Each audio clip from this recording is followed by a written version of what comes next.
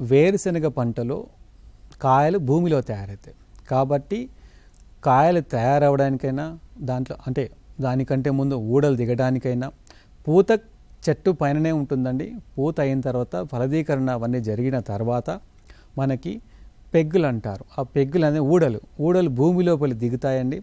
దిగిన తర్వాత కాయలు భూమిలో తయారవుతాయి కాబట్టి ఊడలు దిగటానికైనా కాయలు మంచిగా లావు కావడానికైనా కాయలో గింజలు మంచిగా లావు కావడానికైనా ఎక్కువ అవుటన్ అంటే షెల్లింగ్ శాతం గింజ దిగుబడి ఎక్కువ రావడానికైనా మనకి నేలలు చాలా అనుకూలం.